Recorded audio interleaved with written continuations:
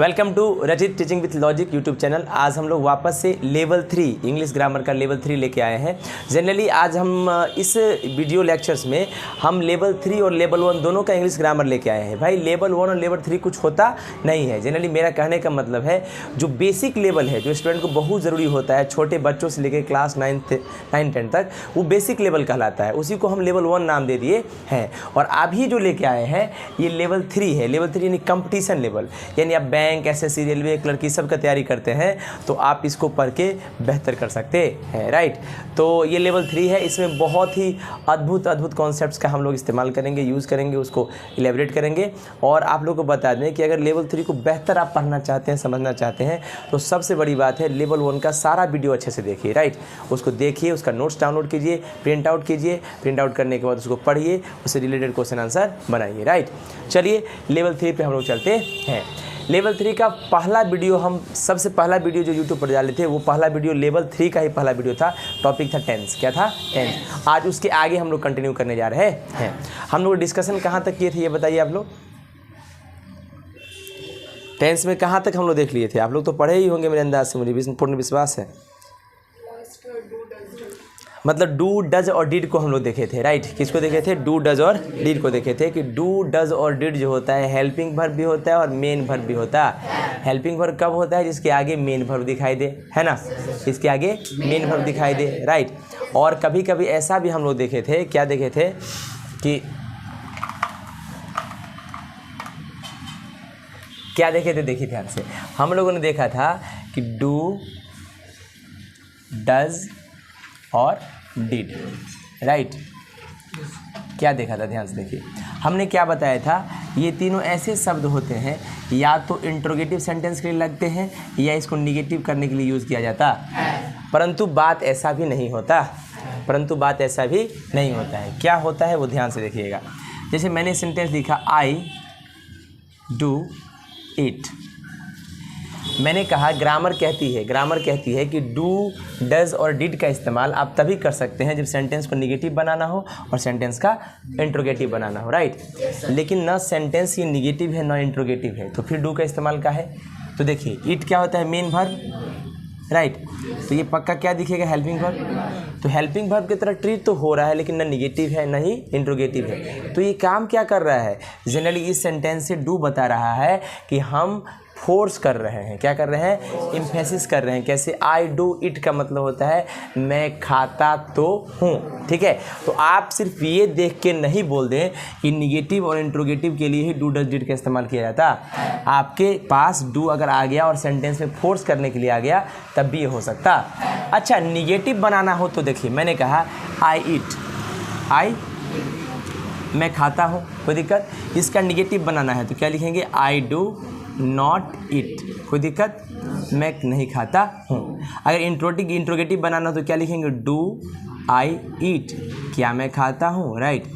तो देखिए ये निगेटिव बन गया और ये इंट्रोगेटिव बन गया, राइट। और ये क्या था? ये ना निगेटिव है ना इंट्रोगेटिव है, लेकिन आया तो एम्फेसाइज करने के आया, इसीलिए इसको एम्फैटिक सेंटेंस हम लोग कहते हैं। क्या कहते हैं? एम्फैटिक सेंटेंस कहते हैं। कोई दिक्कत? समझ में आ गया? चलिए अब इसके आगे बढ़ने का हम लोग कष्ट प्रदान करेंगे। अच्छा, एक चीज़ बात और, ये जो टेंस है, इस टेंस में ये जो नोट्स है, ये टेंस के कंप्लीट होने पर नोट्स देंगे, ठीक है ना। टेंस का पूरा चैप्टर जब कंप्लीट हो जाएगा तब ये नोट्स आपके डिस्क्रिप्शन में लिंक देंगे, वो आप डाउनलोड कर सकते हैं। उसका पासवर्ड होगा रचित। क्या होगा? पासवर्ड रचित होगा, राइट। डाउनलोड कर लीजिएगा। समस्या इस बात का नहीं है, समस्या इस बात का है कि सर नोट्स आप बाद में क्यों देंगे? इसलिए देंगे कि अगर आपको नोट्स दे दें इस टॉपिक का तो इस टॉपिक को पढ़ने का मज़ा ही आपका खराब हो जाएगा। लेकिन ताज्जुब की बात है, जितना शब्द नोट्स में लिखा गया है वो सारा शब्द A to Z हम बोर्ड पे लिखेंगे और आपको एक्सप्लेन करके बताएंगे और बाद में नोट्स देंगे, ठीक है। आप बस समझने का प्रयास कीजिए और ताज्जुब की बात है आप सब कुछ समझिएगा। लेवल 3 बिल्कुल डरने की ज़रूरत नहीं है, ठीक है। चलिए, अच्छा, हम लोगों ने ये भी बताया था कि जो हेल्पिंग वर्ब होता है, क्या हेल्पिंग वर्ब जो होता है वो मीनिंगलेस होता है। इसका कोई मीनिंग नहीं होता है। क्या होता है? मीनिंग नहीं होता है, यानी इसका अपना कोई मीनिंग नहीं होता है। और मेन वर्ब जो होता है इसका मीनिंग होता है। ये हम बताए थे पिछले लेक्चर में। बोलो, मेन वर्ब का मीनिंग होता है। मीनिंगलेस होता है ये, यानी इसका कोई मीनिंग नहीं होता, इसके पास मीनिंग होता भाई क्या है मीनिंग का मतलब। मैंने सेंटेंस लिखा I am going there, right. इसमें गोइंग क्या है, मेन वर्ब, तो पक्का एम क्या हो जाएगा। अच्छा बताइए, मेन वर्ब गो का मतलब होता है जाना, क्या एम का मतलब कुछ होता है, नहीं।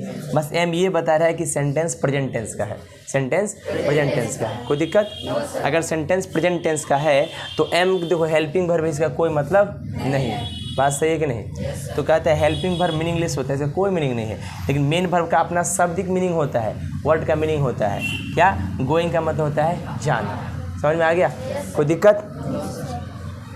क्या हुआ,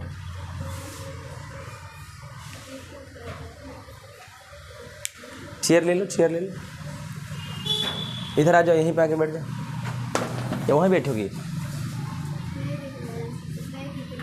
यहाँ से दिख जाएगा। अब ठीक हो, अब चारों ठीक हो, सही, इसको रख लो बाबू। अब तुम लोग कंफर्टेबल हो, अच्छा दैट्स गुड। थोड़ा सा स्पेस कम है, एडजस्ट करने का प्रयास करें, ठीक है।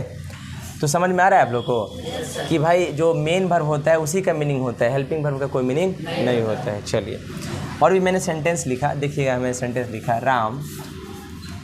अच्छा, जो भी यूट्यूब पे देख रहे हैं ये मत सोचिए कि हम इधर उधर लिख रहे हैं, हर चीज़ एक सीरीज़ में ही लिखा गया है, स्पेस की वजह से बोर्ड पे ऐसा लिख रहे हैं। आपको जो नोट्स देंगे उसमें सब कुछ सीरीज़ में लिखा गया, ठीक है।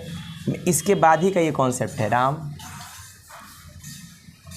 प्लेड क्रिकेट, राम क्रिकेट खेला था। प्ले का मतलब होता है खेलना, क्या होता है, इसका मीनिंग होता है, ये मेन वर्ब है, कोई दिक्कत। अगर मैंने लिखा Ram is playing cricket, Ram is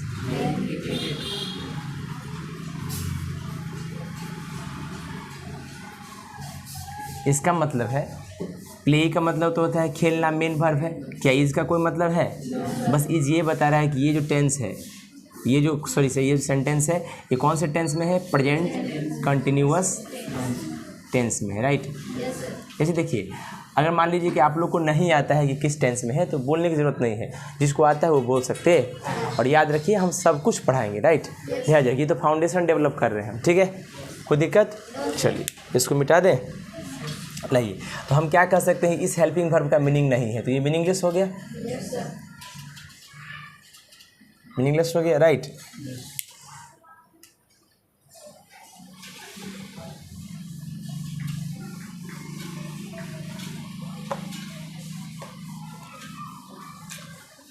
अच्छा सलोनी, हमको कैसे पता चल गया था कि तुम कष्ट में हो।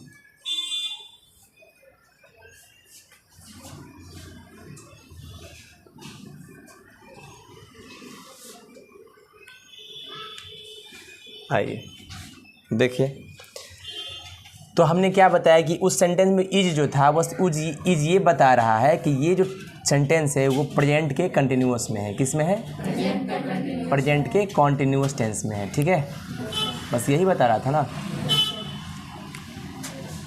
चलिए आगे हम लोग बढ़ते हैं।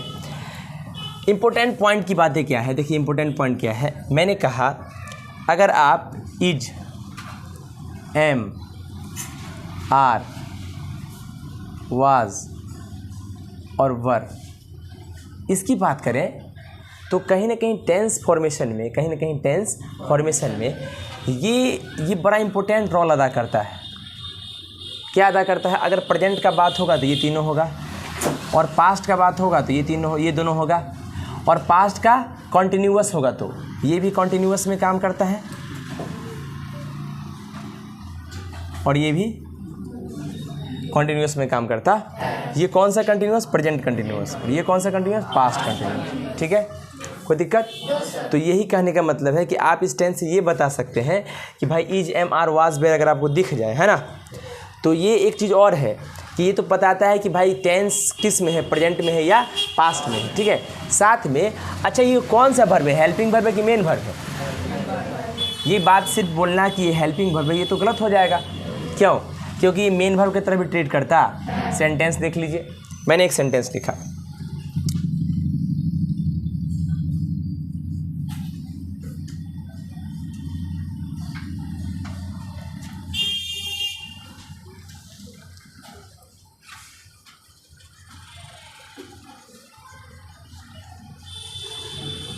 The police are investigating the case. इसका मतलब क्या है? इन्वेस्टिगेट का मतलब होता है पता लगाना, यानी पुलिस पता लगा रही है, यानी ये तो मेन वर्ब हो गया, राइट। तो ये पक्का क्या है? Helping verb. अच्छा, हम इस सारे शब्दों को यानी is, am, are, was, were को कब कहेंगे कि आप मेन वर्ब है और आप हेल्पिंग वर्ब है? कॉमन सी बात है। हम अगर सेंटेंस देखें, सेंटेंस में जो मेन एक्टिविटी हो रहा है वो मेन एक्टिविटी होगा, वो मेन वर्ब बताएगा। जो बच गया उसके पहले जो होगा वही हेल्पिंग वर्ब होगा, राइट। वही हेल्पिंग वर्ब होगा। मैंने सेंटेंस लिखा था police are investigating the case. इसमें इन्वेस्टिगेट करना मतलब पता लगाना, ये मेन काम है, तो आर क्या होगा? Helping verb. तो आसानी से समझ सकते हैं, जब मेन काम यानी मेन वर्ब सेंटेंस में दिख जाए तो सब कुछ हो जाएगा। क्या हुआ? अच्छा, तो मतलब क्या है? मैंने कहा कि अगर मान लीजिए इसमें क्या है? मेन वर्ब आसानी से दिख जाए आपको कि कौन सा काम हो रहा है, कौन सा काम हो रहा है, तो आप उससे पहले का जो वर्ड है उसको आप हेल्पिंग वर्ब का दर्जा दे सकते हैं। सेंटेंस में क्लियर बात है, जो मेन वर्ब होगा उसके पहले क्या होगा? Helping verb. क्योंकि अच्छा बताइए, हम पहले ही बताए हैं कि हेल्पिंग वर्ब हमेशा मेन वर्ब के पहले आता। अब देखिए, मेन वर्ब के पहले हमेशा क्या आता है? Helping verb. तो ये मेन है तो ये पक्का क्या है? वो दिक्कत। मैंने एक और सेंटेंस लिखा, मेरा नाम खूबसूरत है, जानते हो ना?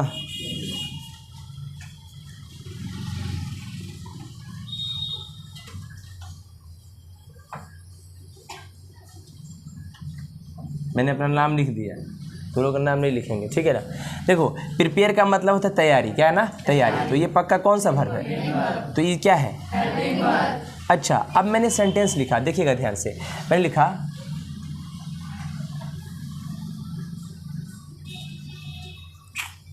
Sorry Shweta is beautiful.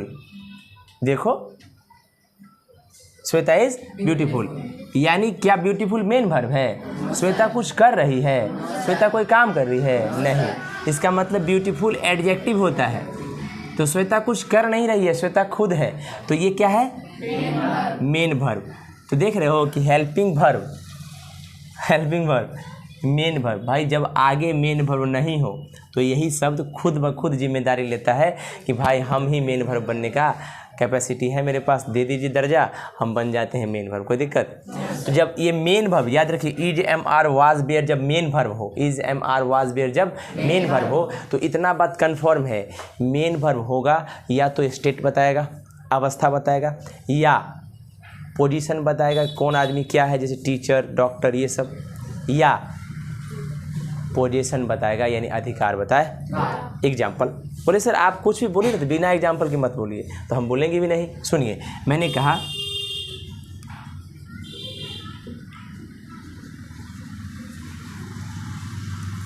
Ruhi is a doctor. चश्मा पहन ली है ना, चश्मा पहन ली है तो डॉक्टर लग ही रही है, आधी डॉक्टर है। देखिए, वैसे रौनक तुमको जब भी दिक्कत होती है इसी प्लीज़ इलाज मत करवाना प्लीज़। देखो ध्यान से, Ruhi is a doctor. Ruhi कुछ कर नहीं रही, रूही का औदा है, पोजीशन है बेचारी का, औदा क्या है? डॉक्टर है बेचारी, यही मेन वर्ब है। क्या है? देखिए, तो औदा बता दिया, पोजीशन है उसका, डॉक्टर होने का औदा है। मैंने लिखा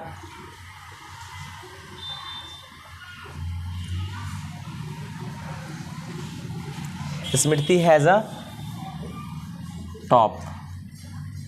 टॉप मतलब होता है वो कपड़ा नहीं होता है लड़कियों का कपड़ा, वो टॉप है उसके पास, ब्यूटीफुल, नया खरीदाया गया है। तो अब देखिए, हैज़ क्या है?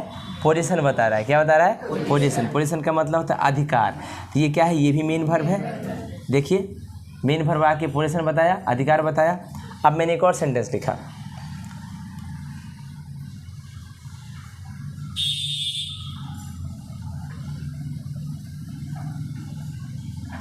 अंकित इज फैट। अंकित कुछ कर नहीं रहा है, अंकित खुद मोटा है, यानी अवस्था है उसका। क्या है? अवस्था है। फैट मतलब जनरली फैट मत लिखिए, अंकित इज इल, अंकित बीमार है, एसी में रहेगा तो बीमार तो पड़ेगा ही। तो अंकित कुछ कर नहीं रहा है, अंकित इज, ये क्या मेन वर्ब है, ठीक है। तो जैसे रफ कॉपी अगर आपके पास हो, लिखना चाहे तो लिख सकते हैं, कोई दिक्कत नहीं है। लेकिन अगर ये वीडियो आप देखिएगा वापस से, उस वीडियो को 2-3 बार देखिएगा, आपको याद हो जाएगा, और जब नोट्स मिले तो उसमें छाप डालिएगा, राइट। लेकिन छापने की ज़रूरत नहीं है, इस सारा चीज़ आपके नोट्स में लिखा हुआ है ऑलरेडी, ठीक है ना।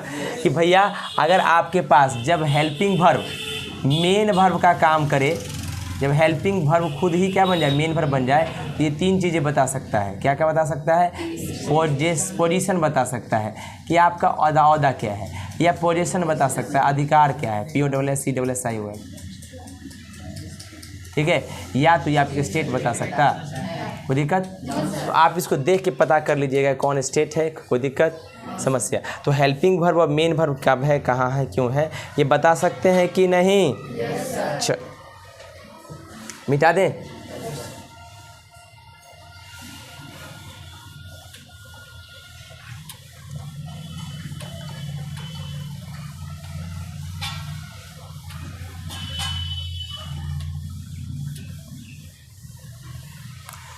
कभी कभी बाहर का कुछ गाड़ी वगैरह का आवाज़ आ रहा हो तो प्लीज़ उसको इग्नोर करने का प्रयास करें, क्योंकि अभी उस तरह का सेटअप हम नहीं किए हैं। तो ज़्यादातर फोकस करें स्टडी के लिए। जैसे घर में भी हम लोग पढ़ाई करते हैं तो थोड़ा बहुत आवाज़ तो होते रहता है, उसको इग्नोर करें प्लीज़, स्टडी पे ज़्यादा फोकस करें। और हम इसीलिए तो माइक का इस्तेमाल कर रहे हैं ताकि आवाज़ क्लियर आए, राइट? हाँ, तो उसको इग्नोर करते रहिए, ठीक है। चलिए देखिए, तो एक चीज़ और है कि मान लीजिए कि इज, एम, आर, ये 3 शब्द है। ये पहला, ये हेल्पिंग वर्ब कब होगा? जब इसके आगे कोई ING लगा रहेगा। मतलब इसके आगे क्या होगा, कोई ऐसा वर्ब हो, कोई ऐसा वर्ब हो जिसमें क्या रहा, ING लगा रहेगा। कोई दिक्कत? तो ये हेल्प, इज एम आर हमेशा हेल्पिंग वर्ब कब होगा? जब इसके आगे ING लगा रहेगा। Is am are helping verb होगा। इज एम आर क्या होगा? हेल्पिंग वर्ब होगा जब इसके आगे वर्ब का कोई फॉर्म और ING लगा रहेगा। मैंने सेंटेंस लिखा,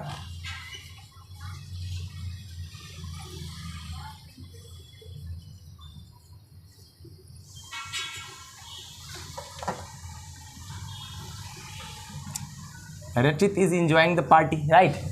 अच्छा, रचित पार्टी इंजॉय कर रहा है। रचित क्या कर रहा है? पार्टी इंजॉय कर रहा है। इंजॉय का काम मेन वर्ब है एम, देखो मेन वर्ब है ना, उसके साथ ING लगा है। क्या लगा है? ING लगा है, राइट? तो पक्का इज क्या होगा? हेल्पिंग वर्ब होगा। कोई समस्या? मैंने वापस से लिखा,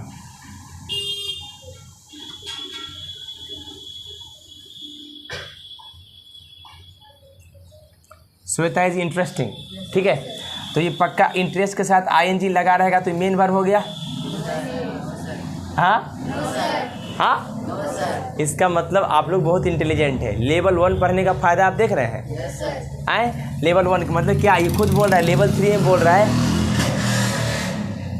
हेल्पिंग वर्ब। हेल्पिंग वर्ब के साथ जब कोई भी वर्ब का वर्ब फॉर्म हो और ING लगे तो आप उसको कहिएगा कि क्या है वो, मेन वर्ब। लेकिन यहाँ पर देखिए इंटरेस्टिंग मेन वर्ब होता ही, ING देख के पागल मत होइए। कंसेप्ट कहता है कि ING इंटरेस्टिंग एडजेक्टिव होता है। क्या होता है? एडजेक्टिव। ये मेन वर्ब। लेकिन ये सेंटेंस सही है, क्यों? यहाँ पे इज ही मेन वर्ब है, राइट? कोई दिक्कत? सिर्फ देख के पागल होने की ज़रूरत, रटने की ज़रूरत। आप रटिएगा तो बेवकूफ़ बन जाइएगा, रटना नहीं है, समझे? रटना नहीं है, बस समझ में आ रहा है। दूसरा, ये चीज़ें हेल्पिंग वर्ब तब होगी, ये चीज़ें हेल्पिंग वर्ब तब होगी जब इसके बाद वर्ब का थर्ड फॉर्म दिखे। इसके बाद क्या दिखे? वर्ब का थर्ड फॉर्म दिखे। कोई दिक्कत? आपके नोट्स में लिखा है, देखो अगर मान लो ये बी फॉर्म है, क्या है? B form. बी फॉर्म के बारे में हम बता चुके हैं। बी फॉर्म के बातें पिछला वीडियो जाके देखिए, उसमें पता चल जाएगा। आप बोलिएगा सर पिछला वीडियो में क्या देखे, यही बता दीजिए। देखिए, is, am, are, was, were, be, been, being, be, been और बीइंग, है ना? ये अगर शब्द रहे तो यही बी फॉर्म ऑफ वर्ब कहलाता, ठीक है ना? इसका ये प्रेजेंट होता है, ये पास्ट होता है, ये फ्यूचर के लिए लगता है, ये पार्टिसिपल फॉर्म होता है बिन, और ये बीइंग जो है कंटिन्यूटी के लिए लगता। कोई दिक्कत? ये मिटा दें, समझ में आ गया? तो ये बी फॉर्म है और बी फॉर्म के बाद क्या है? वर्ब का थर्ड फॉर्म, हो ना? तो सेंटेंस पैसिव बन जाता है। क्या बन जाता है? पैसिव सेंटेंस बन जाता है। तो उसमें भी ये फॉर्म क्या हो गया? हेल्पिंग वर्ब हो जाएगा। क्या हो जाएगा? क्योंकि वर्ब का थर्ड फॉर्म आ गया तो यही तो मेन वर्ब है, तो उसके पहले जो आया वही तो हेल्पिंग वर्ब होगा, वही तो हेल्पिंग वर्ब होगा, राइट? कोई दिक्कत? यही बातें हैं, समझ में आ रहा है ना? चलिए अब बताइए, आप बोलिएगा पैसिव सेंटेंस क्या होता है? ये बात बोल सकते हैं, पैसिव सेंटेंस क्या होता है? इतना याद रखिए, हेल्पिंग वर्ब ठीक है, के बाद वर्ब का थर्ड फॉर्म दिखे तो आप इसको पैसिव सेंटेंस कहेंगे। और पैसिव सेंटेंस का मतलब होता है सब्जेक्ट कोई काम नहीं करता है, सब्जेक्ट के ऊपर ही कोई काम हो जाता। एग्जाम्पल, मैंने सेंटेंस लिखा ही वॉज बीटन, है ना। देखो ये वर्ब का थर्ड फॉर्म है और ये क्या हेल्पिंग वर्ब है, तो हेल्पिंग वर्ब प्लस वर्ब का third form. He was beaten, वो नहीं पीटा है, उसी को पीटा गया है, ठीक है ना। ही वॉज बीटन, उसको पीटा गया है। तो सब्जेक्ट कुछ नहीं कर रहा है, सब्जेक्ट के ऊपर ही कुछ हो रहा। कोई दिक्कत समझ में आ रहा है?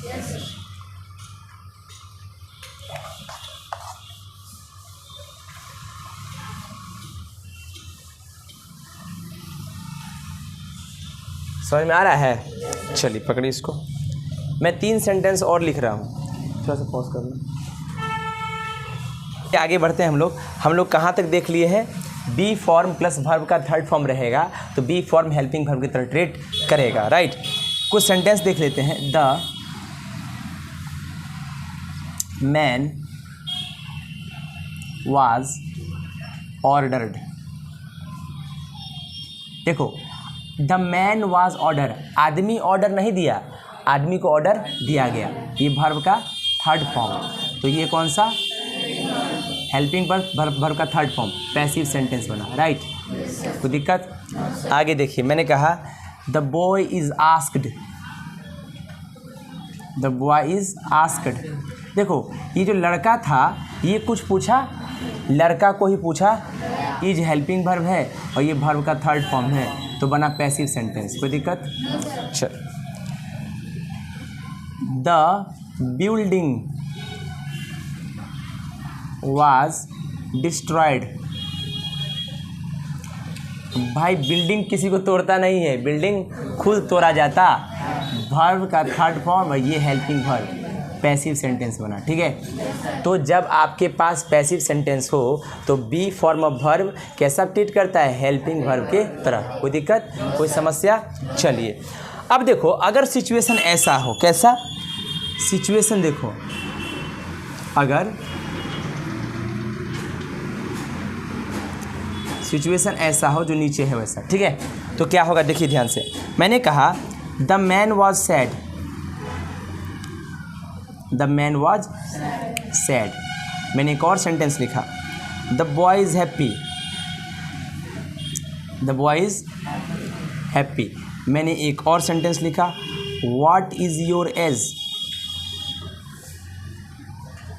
What is your age. मैंने एक और सेंटेंस लिखा Rachit is tall but I am not so tall, excuse me, Riya is very tall, ठीक है। देखिए मैंने कहा आज बोलेगी जाके कि रिया पता है दीदी तुम्हारा नाम सर ले लिए थे आज, देखना वीडियो नंबर कितना सेकंड पे चल रहा है, देखिए तो 23 मिनट समथिंग सेकंड पे वीडियो चल रहा है और रिया तुम्हारा नाम ले ली थी लंबाई के खातिर, है ना। चलिए देखिए ध्यान से। अच्छा अभी हम क्या बोले कि हेल्पिंग वर्ब होगा ये, ठीक है ना। अब देखिए सैड है, ये क्वालिटी होता है, राइट। किसी का क्वालिटी है भाई तो पक्का एडजेक्टिव है, राइट। अच्छा हैप्पी भी क्वालिटी है, खुश है। एज मतलब एज पूछ रहा है, राइट। और टॉल मतलब लंबा, ही भी क्वालिटी है। तो यहाँ पे ये शब्द क्या है? हेल्पिंग वर्ब नहीं है, ये तो या तो एडजेक्टिव या तो रचित या द मैन का क्या क्वालिटी बता रहा है, स्टेट बता रहा होगा, क्वालिटी बता रहा होगा, यहाँ भी बता रहा है। ये सब कौन सा वर्ब है? मेन वर्ब है। कौन सा है? Main verb. कौन वर्ब है? कौन वर्ब है? क्यों? क्योंकि इसके आगे कोई मेन वर्ब है ही। तो भाई यही शब्द हेल्पिंग वर्ब भी बन जाता है और मेन वर्ब भी बन जाता है। हेल्पिंग वर्ब कब होगा? जब इसके आगे मेन वर्ब होगा, और मेन वर्ब कब होगा? जब इसके आगे कोई मेन वर्ब नहीं होगा। समझ रहे बात को? चलिए समझ में आ गया, आगे बढ़ें। लाइए तो भैया,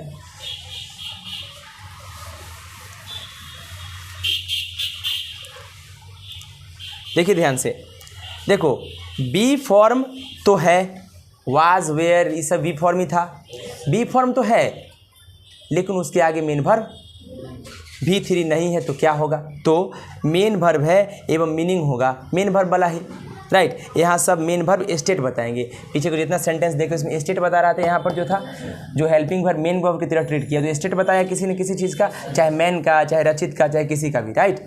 और जहाँ मेन वर्ब था तो हेल्पिंग वर्ब बन गया, यानी be form of verb. Helping verb भी हो सकता है, मेन वर्ब भी हो सकता है। मेन वर्ब होगा तो स्टेट बताएगा, हेल्पिंग वर्ब होगा तो हेल्पिंग वर्ब होगा, उसके आगे मेन वर्ब होगा, राइट। समझ में आ गया? अब देखिए पहली नज़र में ये सेंटेंस जो है उसको ध्यान से देखिएगा।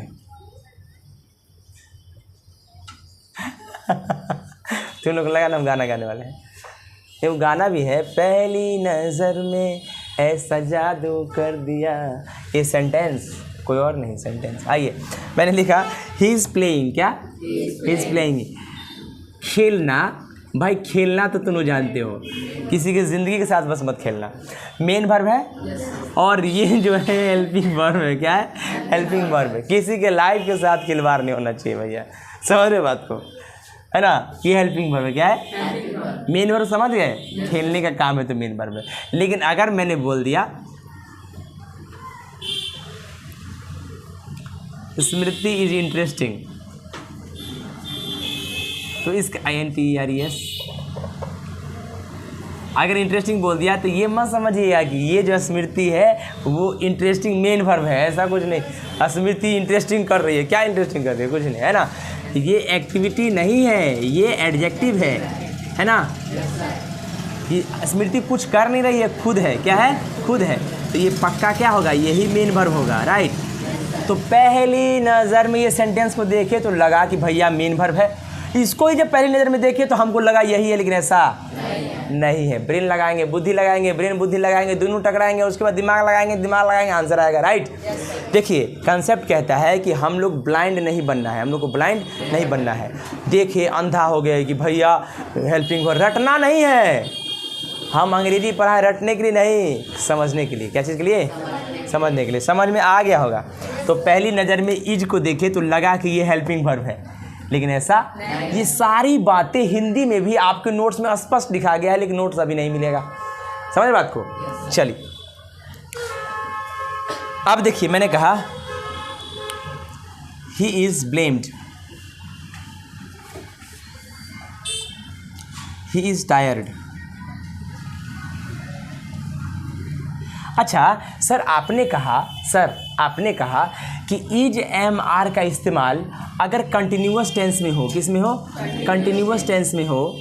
इज एम आर का यूज़ कंटिन्यूअस टेंस में हो और उसके पहले को सॉरी इज एम आर का यूज कंटिन्यूअस टेंस में हो तो उसके बाद जो भी भर होगा उसके साथ ING लगेगा।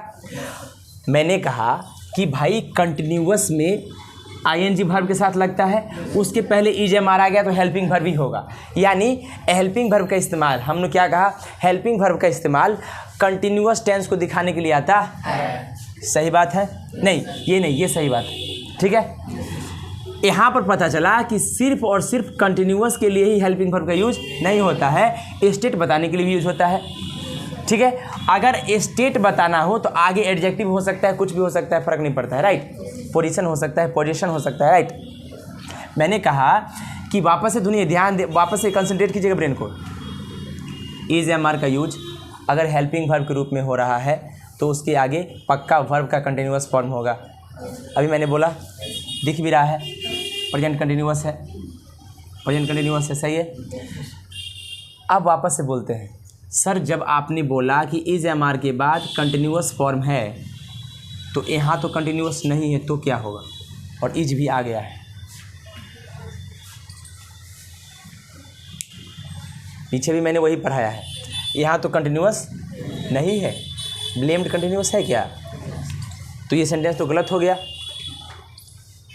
गलत है कि सही है? बताइए, कौन बताएगा? कौन बताया गलत है कि सही है? बोलिए। हाँ बहुत अच्छा, ये लड़का कह रहा है कि ये बी फॉर्म है और ये वर्ब का थर्ड फॉर्म है। तो अभी जस्ट बताए थे कि एक और सेंटेंस होता है जिसको हम पैसिव सेंटेंस कहते हैं। बी फॉर्म ऑफ वर्ब हो और उसके आगे वर्ब का थर्ड फॉर्म हो तो ये भी हेल्पिंग वर्ब होता। अभी जस्ट कुछ देर पहले बताए थे, बी फॉर्म ऑफ वर्ब हो और हेल्पिंग वर्ब हो, right. Be form of verb भी हेल्पिंग वर्ब होगा, आगे वर्ब का थर्ड फॉर्म। सेंटेंस पैसिव में है, ये सेंटेंस गलत नहीं है, ये सेंटेंस सही है। ऐसा जरूरी नहीं कि आगे ING रहेगा तभी वो हेल्पिंग वर्ब होगा। पैसिव में भी सेंटेंस होगा तो बी फॉर्म हेल्पिंग वर्ब हो सकता, कोई दिक्कत?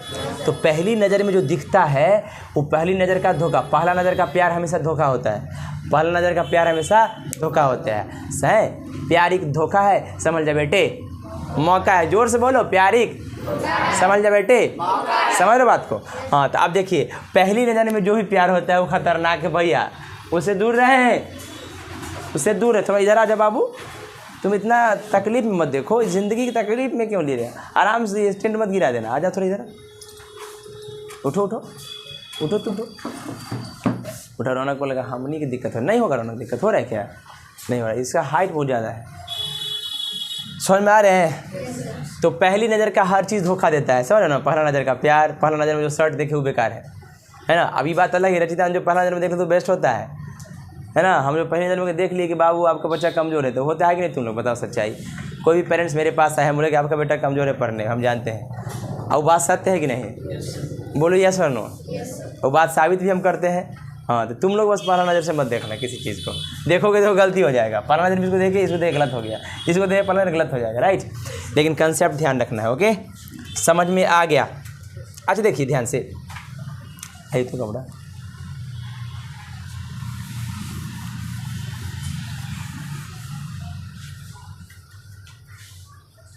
एक सेकंड थोड़ा पॉज करो, देखिएगा ध्यान से।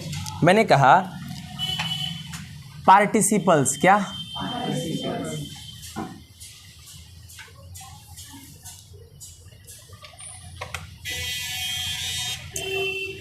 पार्टिसिपल्स क्या होता है जानते हैं? जो अभी लास्ट में एडजेक्टिव की तरह यूज हुआ था, इंटरेस्टिंग वगैरह, राइट, उसको पार्टिसिपल्स कहते हैं। पार्टिसिपल्स आईएनजी फॉर्म भी लेता है और ईडी फॉर्म भी लेता। जैसे मैंने देखा था ही इज़ इंटरेस्टिंग, क्या देखा था?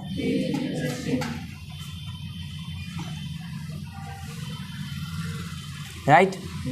उसके बाद मैंने क्या देखा था? ही इज़ ब्लेम्ड, उस पर आरोप लगाया गया है ना।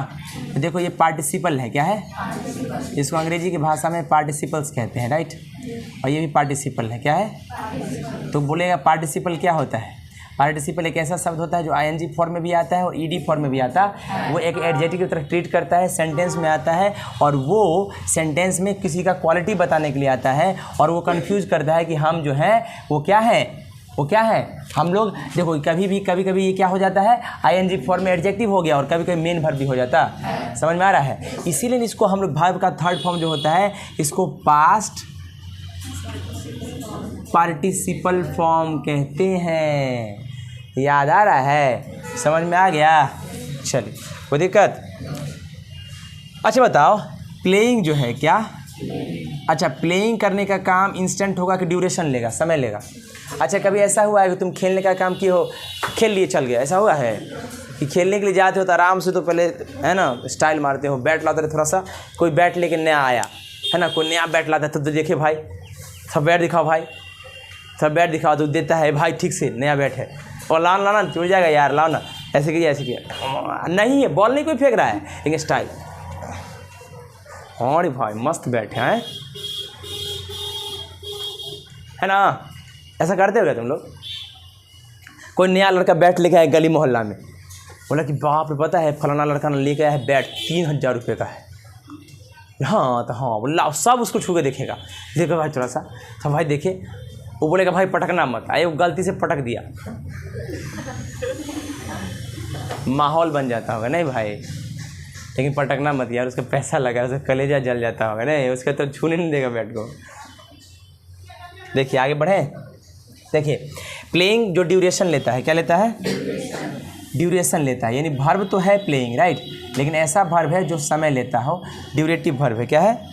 प्लेइंग मतलब काम हो रहा है, क्या हो रहा है? काम हो रहा है, राइट, काम हो रहा है, कोई दिक्कत? अच्छा देखिए ध्यान से, इंटरेस्टिंग ड्यूरेशन नहीं है, बल्कि ये खुद स्टेट है, क्या है? यानी अवस्था बता रहे हैं, ये वर्ब नहीं है, ये वर्ब, ये इंटरेस्टिंग वर्ब नहीं है, ये क्या है? एडजेक्टिव, क्या है? एडजेक्टिव, राइट, समझ में आ गया? ये सारे चीज़ें आपके नोट्स में एज इट इज़ लिखा गया है। आगे बढ़ें, चलिए अच्छा, एक पॉइंट्स है जो रिमेंबर करना है, ब्रेन में रखना है। क्या पॉइंट्स है, ध्यान से देखिएगा। मिटा दे इसको। भाई आज बहुत गर्मी है, कोल्ड ड्रिंक ले आओ यार।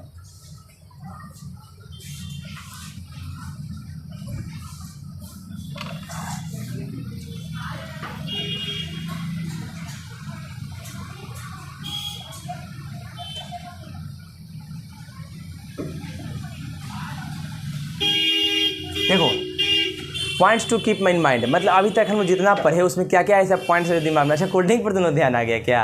अच्छा, होगा, व्यवस्था होगा। गर्मी में थोड़ा सा लगता है तो जलन टाइप का होता है, लेकिन कोल्ड ड्रिंक पीने से बहुत आराम महसूस होता है, नहीं बाबू?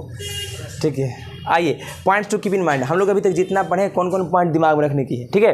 देखिए ध्यान से पढ़िए। देखो, अगर कोई भी शब्द दिखे, अगर वो वर्क ना हो यानी काम ना होकर क्वालिटी की बात करें, अगर वर्क ना हो, क्या ना हो? वर्क। अगर कोई शब्द दिखे, कोई वर्ड दिखे, क्या दिखे? कोई वर्ड है और वर्क ना हो, वर्क की जगह क्या हो? क्वालिटी है। क्या है? तो पक्का वो वर्ड जो है स्टेट बताएगा, कोई दिक्कत है ना? और वो वर्ब नहीं हो के एडजेक्टिव होगा। क्या होगा? वर्ब ना हो के एडजेक्टिव होगा। और अगर मान लो काम है और क्या है? वर्क है, तो तुम जानते हो कि वर्क है तो बी फॉर्म जो होता है वर्ब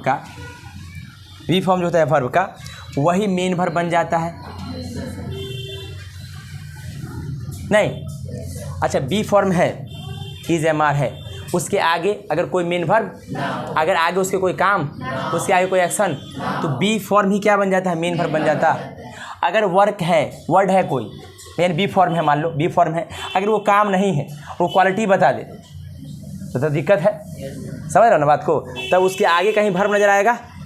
क्या हम गलत बोल रहे हैं क्या? कुछ वर्ड है, वर्क नहीं है, वर्क नहीं होकर क्वालिटी बता रहा है। क्या बता रहा है? क्वालिटी बता रहा है। तो उस स्थिति में ये क्वालिटी ही एडजेक्टिव हो जाएगा। नहीं, सही है, क्या है? क्वालिटी ही एडजेक्टिव बताता है।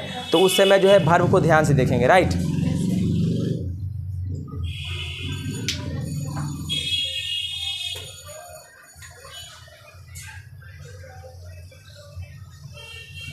देखिए ध्यान से, समझ में आ रहा है? चल, मैंने एक बार लिखा डू, डज और डिड। आगे कॉन्सेप्ट को हम आगे बढ़ाते हैं, राइट? ठीक है, ये तो फिक्स है कि हेल्पिंग वर्ब भी होता है और मेन वर्ब भी होता है। सही है, कोई दिक्कत? ये तो फिक्स है, इसके लिए तो जान गए। अब मैं एक सेंटेंस लिख रहा हूँ, देखना। नहीं तो ब्लैक मार्कर लाओ।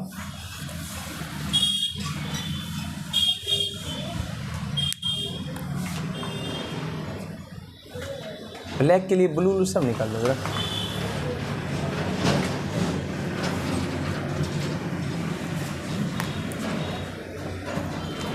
देखिए ध्यान से, मैंने सेंटेंस लिखा, थोड़ा सा आप लोग बताइएगा।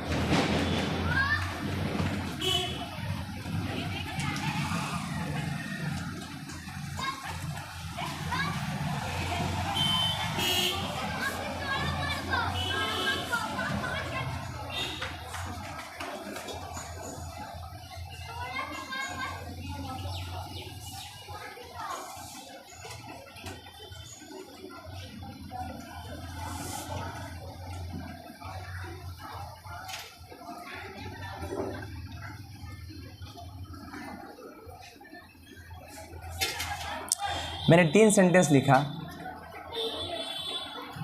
ठीक है? 3 सेंटेंस लिखा, आपको बताना है, थोड़ा सा जल्दी करने का प्रयास करेंगे, कौन सही है कौन गलत है, और सही है तो क्यों और गलत है तो क्यों। थोड़ा सा कष्ट प्रदान करें बताने का प्लीज़।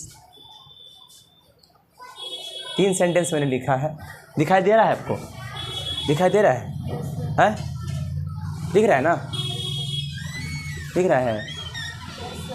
हाँ बोलो तो, कौन सेंटेंस सही है कौन सेंटेंस गलत है, और गलत है तो क्यों, सही है तो क्यों, कौन बताइएगा? आज बोले थे ना आज ट्विस्ट आने वाला है कुछ।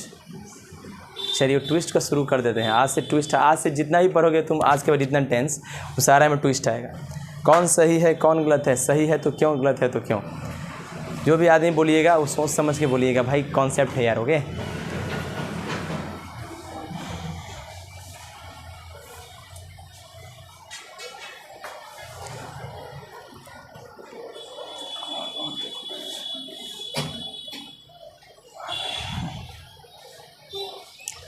बताइए कौन बताएंगे? अंकित जी, अंकित जी, हाँ चीकू, बोलिए। यस और नो तो बोलना पड़ेगा आपको ना, बोलिए। अरे भाई बोलोगे तभी तो हम आगे बढ़ेंगे।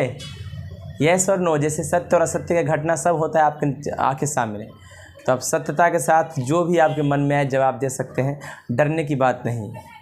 क्या समझे? ईश्वर कहते हैं कि सत्य हो या असत्य, आपको बोलना तो पड़ेगा किसी भी चीज़ को। चुप रहिएगा तो लोग को पता ही नहीं चलेगा कि आपकी भावना के अंदर क्या है। बोलिए क्या? पहला और आवाज़, आवाज़ नहीं सुना जा रहा है। पहला गलत है, पहला सही है, सिर्फ बाद बाकी सब गलत है। अरे यस और नो बोलो। जैसे वीडियो लंबा होगा ना, आपके जल्दी से जवाब अगर दीजिएगा तो ज़्यादा बेहतर है, क्योंकि आपको बहुत सारे विद्यार्थी भी सुन रहे हैं, वो बाद में और बोलेंगे कि सर लंबा वीडियो जा रहा है आपका। राइट, बोलिए। इसको वीडियो को थोड़ा सा तेज़ करके भी आप देख सकते हैं, कोई दिक्कत नहीं है। ये सब कॉन्सेप्चुअल है, इसमें मज़ा आएगा, इंटरेस्ट आएगा आपको, इसको इंटरेस्ट लेके देखें। चलिए बोलिए। पहला सही है, दूसरा गलत, तीसरा गलत है। पता है तुम्हारे ब्रेन में कुछ आ ही नहीं रहा है, समझ रहे हो ना? चलो अंकित तुम क्या बोला? तीनों सही है। चलिए बहुत अच्छा। अंकित से हम जानकारी लेना चाहेंगे, अंकित तीनों सही क्यों है?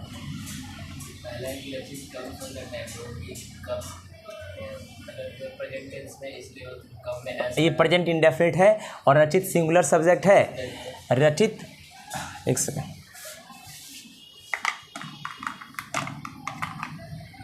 देखिए ध्यान से, ये रचित सिंगुलर है। क्या है? सिंगुलर सब्जेक्ट है, जिसके लिए वर्ब सिंगुलर लगा है, सिंगुलर वर्ब है, ये सेंटेंस सही है। दूसरा है, हम अभी बताए थे जब डू, डज और डिड का इस्तेमाल बिना इंट्रोगेटिव और बिना निगेटिव के हो रहा हो तो वो इम्फेटिक सेंटेंस बनता है। Does come on time, does है तो ये फोर्स करने के लिए, रचित डज कम ऑन टाइम, रचित समय पर आता तो है। राइट, ये भी सेंटेंस। रचित डज द वर्क केयरफुल्ली, रचित काम अच्छे से करता तो है। समझ में आया? डज आया है वर्क, यहाँ पर डज क्या है? काम क्या है? वर्क क्या है? डज क्या है? समझ में आ गया? ये तीनों के तीनों सेंटेंस आपका सही है। गलत और सही तो बोलना पड़ेगा। देखिए अभी कुछ देर पहले आपको पढ़ाने के बावजूद आप जो है बता नहीं पा रही, तो गलत बात है, ये समझना पड़ेगा। राइट, देखिए आप बताइए, तीनों नोट्स के बारे में हम लिखा हुआ है, तीनों नोट्स के बारे में नहीं, सॉरी, यहाँ पर डज जो है ये मेन वर्ब है। पूछे क्या है? वर्क जो है, वर्क यहाँ पे नाउन है। क्या है? काम नाउन है, क्योंकि काम से पहले आर्टिकल लगा है, तो ये आर्टिकल नाउन के लिए ही लगता, तो ये मेन वर्ब है। क्या है? मेन वर्ब है। और मेन वर्ब रचित डज द वर्क केयरफुली, रचित काम करता है सावधानीपूर्वक, रचित काम करता है सावधानीपूर्वक। ठीक है, कोई दिक्कत? चलिए, मैंने कहा था सेंटेंस में लिखा है एफर्मेटिव में डू डज डिड का इस्तेमाल ऑलमोस्ट नेवर होगा। एफर्मेटिव यानी पॉजिटिव सेंटेंस में डू डज डिड का इस्तेमाल होता ही नहीं है, बात सही है। मैंने कहा कि निगेटिव और इंट्रोगेटिव में होता है। क्या चीज़? डू डज डिड का इस्तेमाल लेकिन कभी कभी हम मेन वर्ब को इम्फेसाइज करने के लिए, मेन वर्ब को इम्फेसाइज करने के लिए, इम्फेटिक सेंटेंस बनाने के लिए इस्तेमाल कर सकते हैं। ऊपर सेंटेंस 1 2 3 सही है। क्यों सही है? समझ में आ गया? जब डू डज डिड का इस्तेमाल मेन वर्ब की तरह होगा तो इसका मीनिंग होगा, इसका कुछ ना कुछ मीनिंग होगा। जैसे यहाँ क्या मीनिंग है? ये तो हेल्पिंग वर्ब था, तो ये तो आया मेन वर्ब को फोर्स करने के लिए, लेकिन यहाँ है मीनिंग। क्या? रचित does all the work on time, रचित करता है, रचित क्या करता है? करता है सभी काम समय पर, कोई फोर्स करने का काम कर रहा है। राइट, समझ में आ रहा है?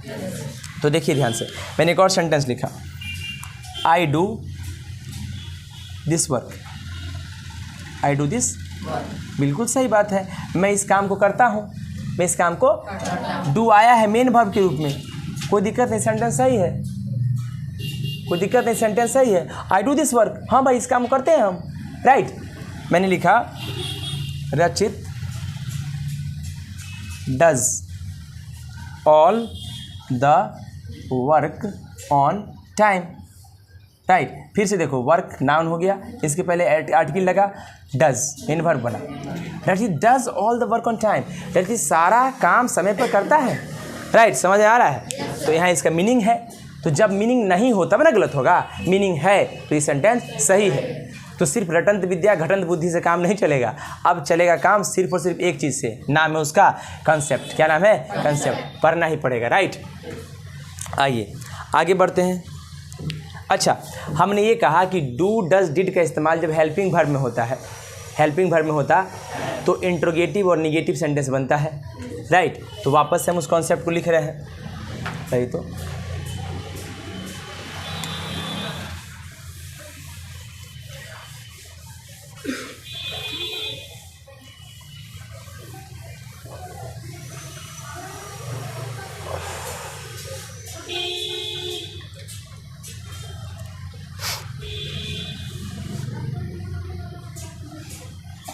देखिए, मैंने कहा डू डज और डिड, किसका?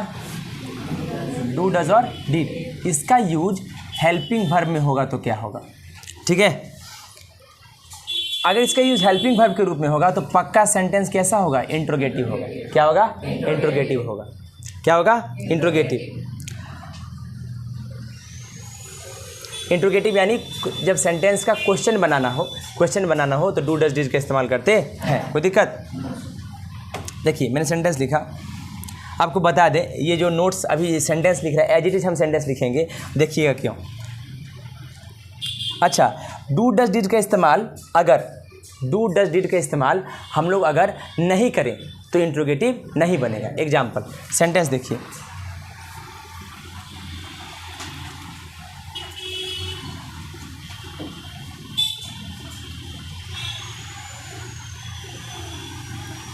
Y do you come late, भाई तुम लेट क्यों आते हो। राइट, ये सेंटेंस देखो, मैंने कहा you come late, you come late, ये एक एफर्मेटिव सेंटेंस है। राइट, और इससे बनाना था क्या हमको? इंट्रोगेटिव। तो हमने क्या किया? इंट्रोगेटिव बनाने के लिए पहले तो WH वर्ड होता है, उसके बाद हेल्पिंग वर्ब के रूप में डू का इस्तेमाल करते, और डू लगा तभी ये क्वेश्चन बना। राइट, तो इसका क्वेश्चन बनाने के लिए डू का इस्तेमाल करते। कोई दिक्कत? अगला सेंटेंस देखिए, देखो इसमें हम नेम चेंज भी कर सकते हैं लेकिन चेंज नहीं करेंगे। नाम है व्हाई डज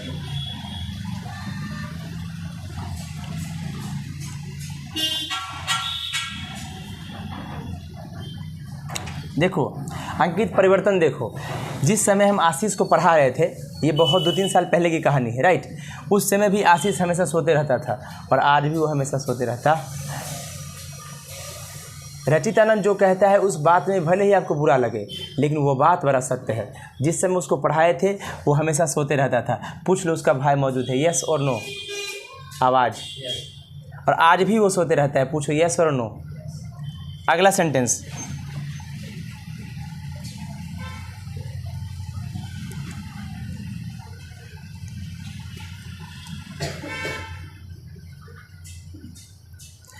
जब हम पढ़ाने के लिए आते थे तो सबसे लेट से कौन आती थी?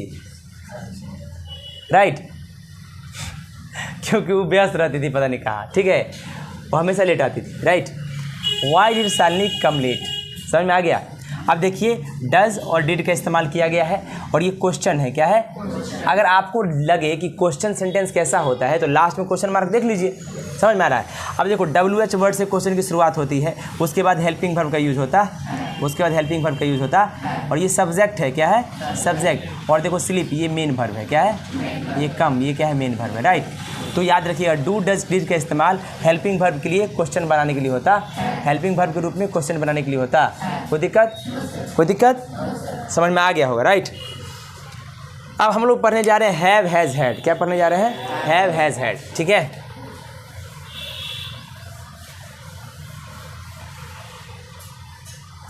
देखिएगा,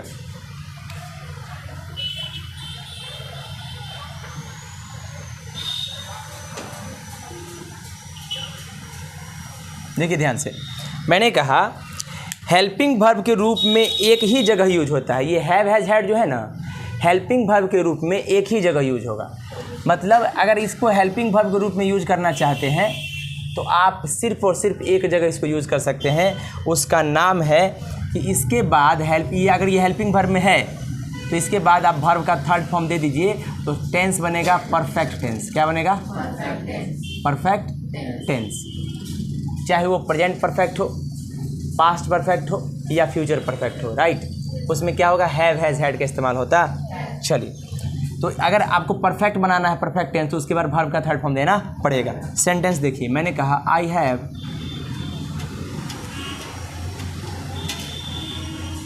completed the journey. I have completed the journey.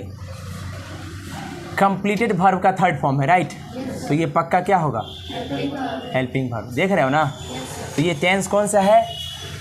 Present perfect tense. Present perfect tense. कोई दिक्कत? आगे देखिए, मैंने कहा she has washed the clothes. ठीक है, वो क्या की है? कपड़ा साफ कर चुकी है, राइट। वर्ब का थर्ड फॉर्म, तो ये क्या होगा? Helping verb. तो भाई हैव हैज़ हैड का इस्तेमाल जब हेल्पिंग वर्ब के रूप में होगा तो एक ही जगह हो सकता है, नाम है उसका present perfect tense, past perfect या फ्यूचर परफेक्ट, राइट। कोई दिक्कत? यानी परफेक्ट टेंस के लिए हैव हैज़ हैड का इस्तेमाल होता। चलिए, कोई दिक्कत? अगला, अच्छा, ये तो हेल्पिंग वर्ब था।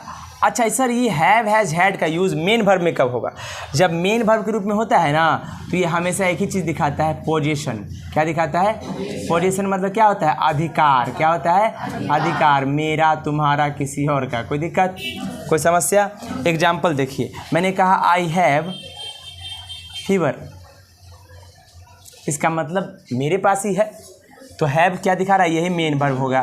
फीवर तो मेन वर्ब होता नहीं है। चलिए, तो ये मेन वर्ब है तो दिखा रहा है कि मेरे पास बुखार है, यानी मुझे बुखार है। इसका हिंदी होता है मुझे बुखार है, मुझे बुखार, राइट। अगले, नहीं मुझे बुखार नहीं यार, मैं ठीक हूँ, ठीक ना। अब मैंने देखो, यू हैव 4 व्हीकल। तुम्हारे पास 4 गाड़ी है, राइट। 4 मेन वर्ब है, पोजीशन दिखा रहा है, अधिकार। मेरे पास क्या है? 4 गाड़ी है। सॉरी, तुम्हारे पास क्या है? 4 गाड़ी है, राइट। आगे, I had a horse. I had a horse. मेरे पास एक घोड़ा था। मेन वर्ब है, पास्ट का पोजीशन दिखा रहा है, यानी पास्ट में मेरे पास एक घोड़ा था। हैव, हैज और हैव रहे तो ये सिंगुलर के लिए लगता है, ये प्लूरल के लिए लगता है, प्रेजेंट के लिए। किसके लिए? प्रेजेंट के लिए। और हैड जो है वो सिंगुलर हो या किसके लिए रहता है? पास्ट के लिए। क्या दिखाता है? पोजीशन, अधिकार। क्या दिखाता है? अधिकार। ठीक है, आज के लिए इतना ही रखते हैं हम लोग, आज इतना ही रखेंगे। Thank you so much. Pause कीजिए इसको।